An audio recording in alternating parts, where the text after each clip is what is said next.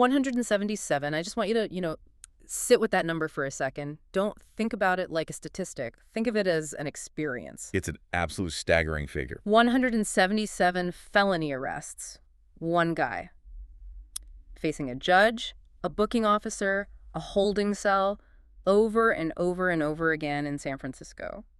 And, usually if you get arrested that many times, just simple probability says you're going to get convicted of something. Even by accident, you'd think so. Right. Even if you didn't do it, the system usually snags you on something. But that's the hook. And honestly, the mind-bending reality of the memoir we're covering today.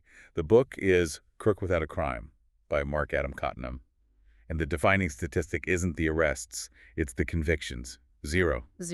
That sounds less like a legal record and more like a glitch in the matrix. Or, as Cottenham argues, it's proof the system wasn't glitching at all. It was working exactly as it was designed to. And we are going to get into that design today. We've got a lot of ground to cover, from the inside of the San Francisco Hall of Justice, 850 Bryant Street, to a jacuzzi in Thailand. Because that's where he is now, right? He is. The book opens with that contrast, which I think is so important for the tone. You have him in the kingdom, what he calls Thailand, watching steam rise off the water, just silence. 10,000 miles away from it all. Exactly. And he puts that piece right up against the gray walls of the Hall of Justice. He talks about trading police sirens for, the sound of birds. But getting from those gray walls to the jacuzzi, that's a chaotic, dangerous journey.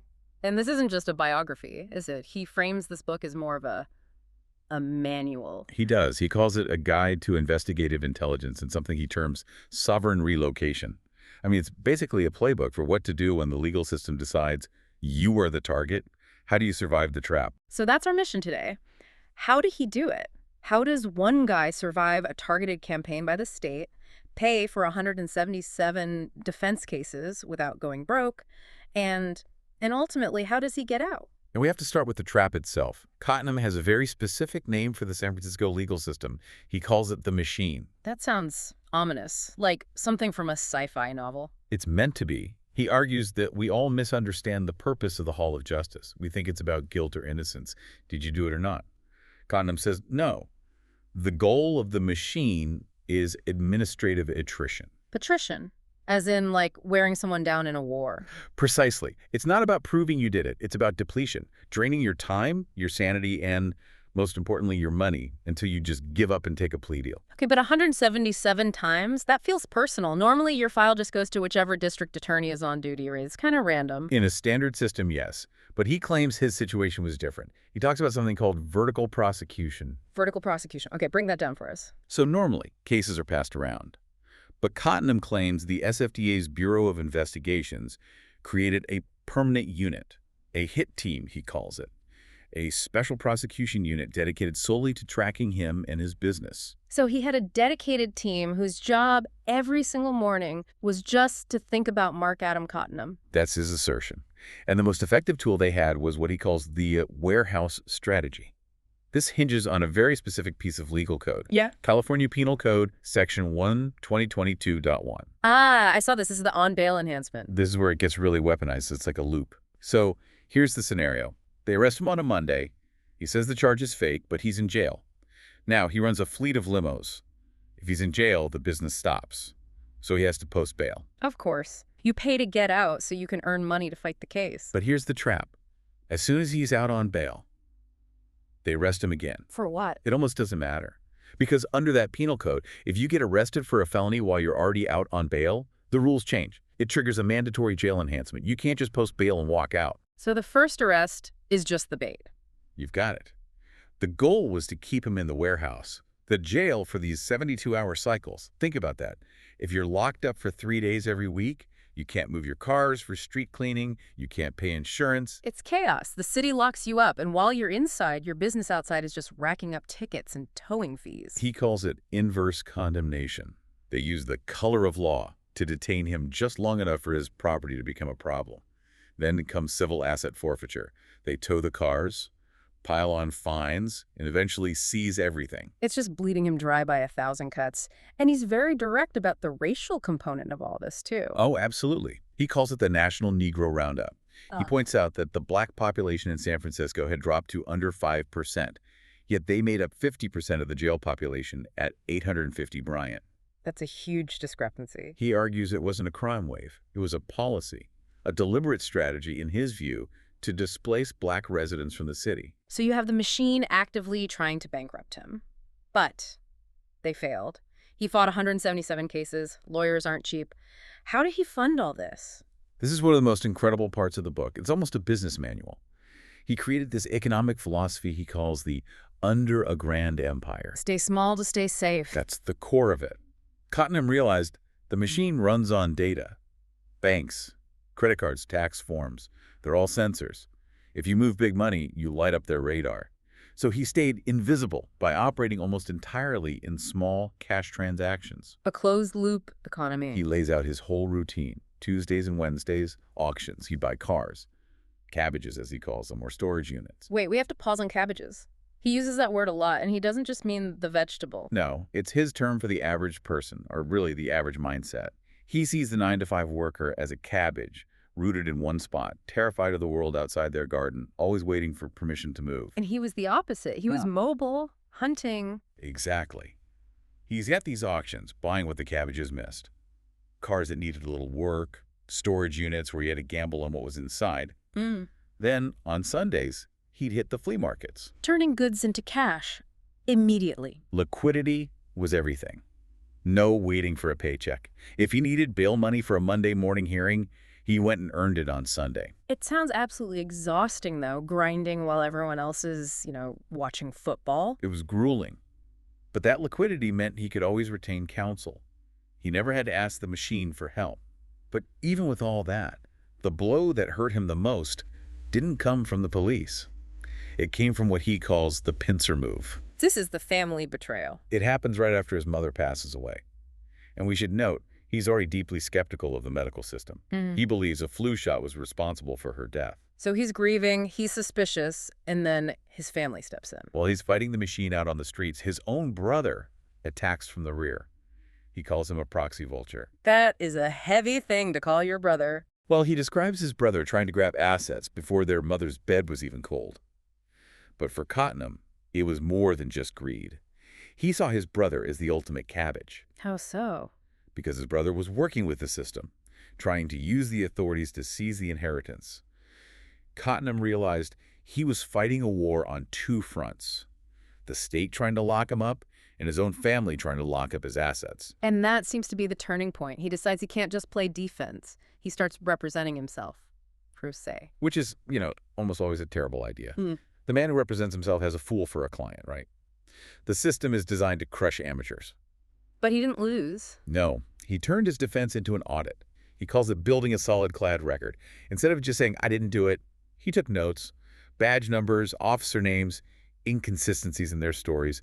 He basically put the police on trial. Using the courtroom to document the harassment. And he won, again and again. But, and this is the big pivot in the book, he realized that winning in court wasn't the same as being free. Right, because even if you win, you just have to come back and do it all again the next day. He calls it the 90-mile trap. This concept really stuck with me. It's almost philosophical. It is. He argues that most people live, work, and die within a 90-mile radius of where they were born. They think they're free because they aren't in a cell, but they're psychologically tethered. And for him, the soil in San Francisco was poison. Right. He realized he could never truly win by staying. The machine would just keep coming. The only way to break the cycle was to execute a sovereign relocation. He had to leave the jurisdiction. But the machine has a long reach. Even when he got to Thailand, they didn't let him go. This part reads like a spy thriller. He's in Thailand, he thinks he's safe, and boom, gets hit with a foreign fugitive flag. But how? He had 0 convictions. How can you be a fugitive from a crime you were never convicted of? He claims the authorities in San Francisco put a false flag on his name in the NCIC, the National Crime Information Center computer. A total violation, he says, of the U.S. State Department manual. So what does the manual say? Essentially, you can't just flag someone abroad without a conviction or an active warrant that meets very specific criteria. He calls what they did administrative kidnapping. Because it's just a data entry, but it has these massive real-world consequences. Severe consequences. He describes being thrown in a cage at the Swan Flu Immigration Detention Center in Bangkok. I mean, imagine that. You're 8,000 miles from home, you think you've escaped, and you're in a cage because someone in an office back in San Francisco typed a code into a server. It's terrifying. But given that he wrote this book from that jacuzzi, I take it he beat that charge too. He did. He conducted what he calls a sovereign audit from inside the detention center and secured his release. So let's talk about where he is now, life in the kingdom. He sounds comfortable. Well-heeled is the term he uses.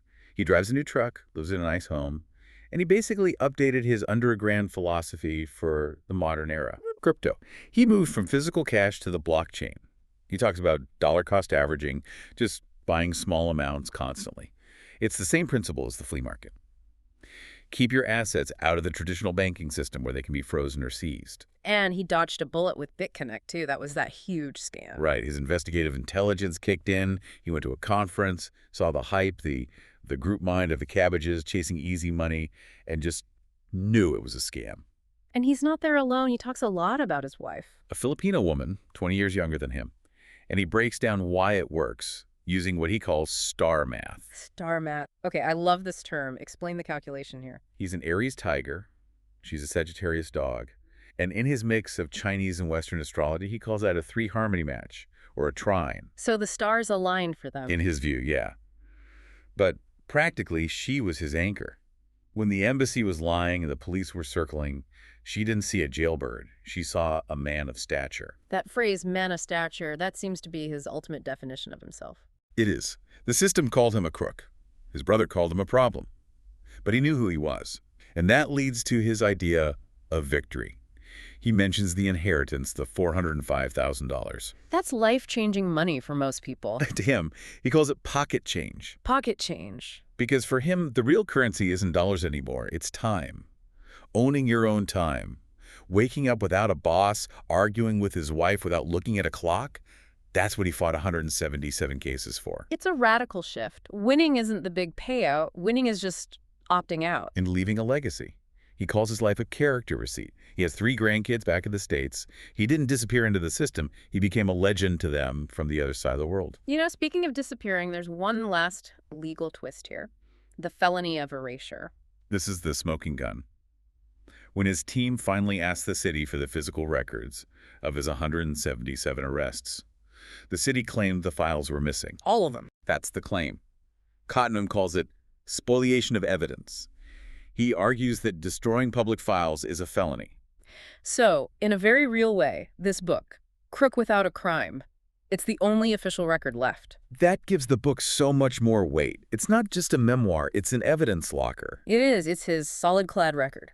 So zooming out, what's the takeaway for someone, listening to this on their commute right now? I think it comes back to that 90-mile trap. He really challenges us to look at our own boundaries. Are we on a leash we don't even see? That's the question he asks. Are you actually free, or are you just a cabbage, rooted in place, waiting for permission to move? We think we're free because we aren't in jail, but if you're too scared to quit your job or leave your zip code, how free are you, really? That is a very provocative thought to end on. Who are we waiting on for permission? And if the answer is the machine, maybe it's time to start taking notes. That is all the time we have for this deep dive. A huge thank you to Mark Adam Cottenham for the source material. Just stay curious. We'll see you in the next one.